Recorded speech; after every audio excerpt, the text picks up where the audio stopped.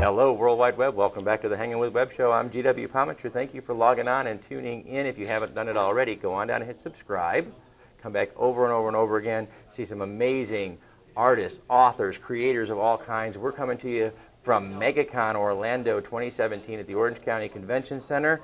Thank you so much to Fan Expo for hosting this and inviting us in to cover these amazing creators. We're here and we're hanging with author Tara Lynne. Hey. Good to see you again. Yeah, good to see you. It's been a year. Yeah, It's been a whole year. Can't believe it. And we've got a new book back here. We've got How to Start Living in the Zombie Apocalypse. Yeah. It's a first-person perspective, and the main character is a female. So it's very like female-driven perspective of kind of surviving the zombie apocalypse is a better way to put it, but the play, the How to Start Living play, is really kind of I don't know. You have to read it to find out, because I can't like if I say too much, it's gonna spoil Wow. What's the book blurb?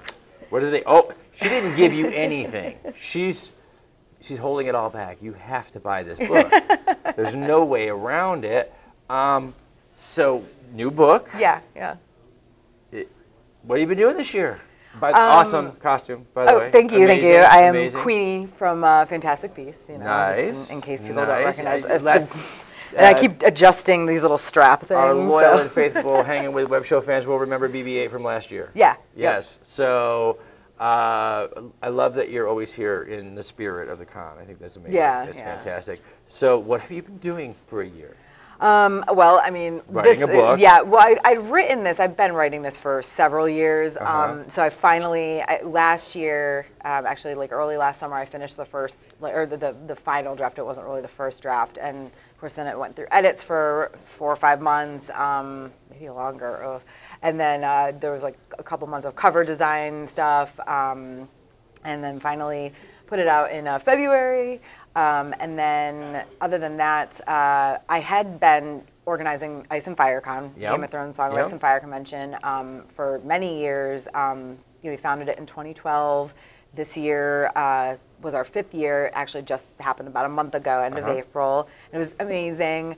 But last summer, my friend and I, who organizes Ice and Fire Con with me, we actually filed for an LLC and started an event planning company. So we have Saga Event Planning now. Awesome. Which comes off of my Geek Saga brand that is my personal like Twitter. All my social media is a Geek Saga. It's my website and everything.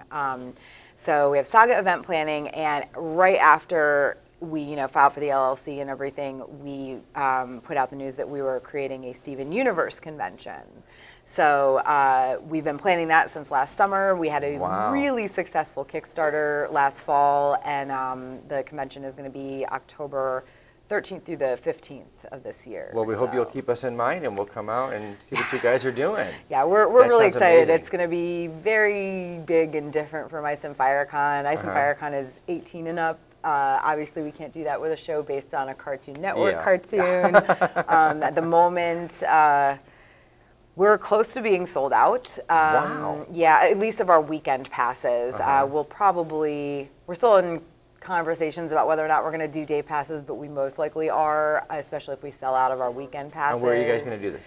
It's in Virginia Beach. In Virginia Beach. So the show takes place in an area called Delmarva, which is literally supposed to be the Delaware, Maryland, Virginia area. We looked at some places in Maryland and whatnot, but the place that we found in Virginia Beach was just perfect for us because it's fairly inexpensive rooms. It's right on the beach. It's got 2 airports, not major airports, but 2 decent airports within 40 minutes. So it's fairly inexpensive to get there. Yeah, that is amazing. Very excited. And from Fire and Ice Con went awesome this year. Yeah. New con coming up, and the name of the convention is going to be? Beach City Con. Beach City Con. Yeah. Beach City Con. Keep an eye out. We're going to put links down below so you can go If you don't go soon, you can't get a weekend pass, but you might be able to get in for a day and check it out. So the question she gave me, and I'm thinking about this, because like you said, it's Cartoon Network things for kids. Cosplay for the Steven Universe Con. What kind of things? What should we be looking for? My co-organizer and I, her name is KK. We are going to do like a silly joke cosplay of the mayor. I'm going to be the mayor, and she's going to be the mayor's son, which basically means I get to wear like a baggy, obnoxious, like kind of purple suit, and possibly a short brown wig. I may actually put on the full like men costume. Wow. But yeah, and then I've already cosplayed Pearl from Steven Universe at Dragon Con last year, and then at MegaCon Tampa Bay last year.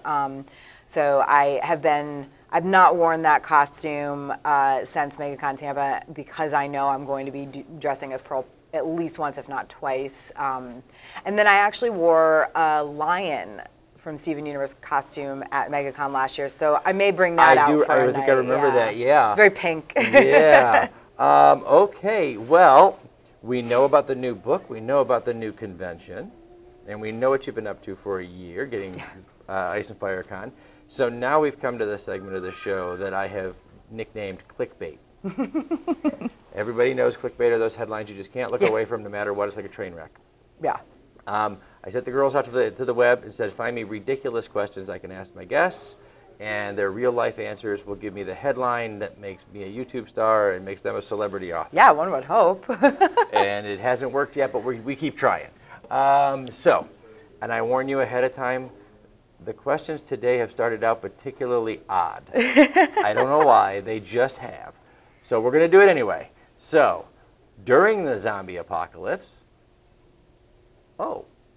that's a pretty good question, actually. I don't even know if that counts. But during the zombie apocalypse, what would you miss the most about modern life?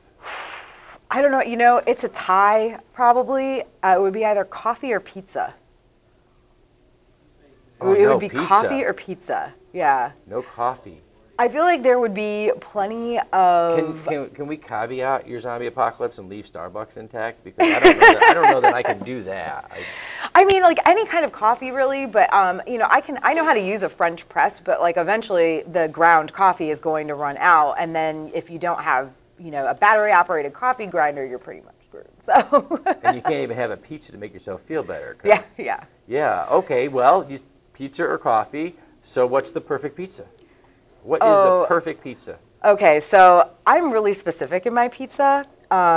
It's not about the toppings or anything, it's about where it's from. I'm from New England, and I grew up in Connecticut, but right close to the Massachusetts border. And there's this restaurant called The Pizza Shop, SHOPPE. It's in East Longmeadow, Massachusetts.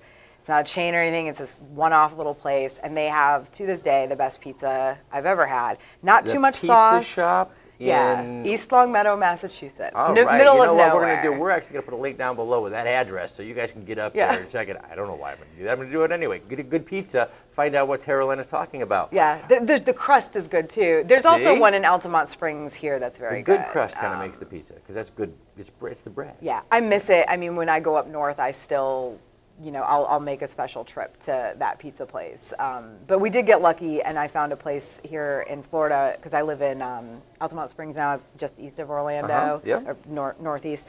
And there's a place there called Specialty Pizza that's really good, too. So it's no pizza shop, but it's good. It's very specific. Tara Lynne says the perfect pizza has to come from a place you really love. Mm-hmm. Yeah. Okay. Favorite 80s or 90s jam? 80s would be like basically anything off of the Guardians of the Galaxy, the first Guardians of the Galaxy soundtrack. Probably. It's valid. Oh yeah. Things again. Yeah, that's probably my favorite. Now the web wants me to shut up and let you finish the song. I don't know. 90s is harder because I mean I was born in the early 80s, but I grew up in the 90s. I'm an 80s kid, so we had the best soundtrack to our lives ever. Yeah, you know 90s. Gangsta's Paradise. It's still like jam, you know. Yeah. I actually there's a passage in the book where they're jokingly quoting the lyrics from Gangsta's Paradise. So another reason to check out how to start living in the zombie apocalypse, guys.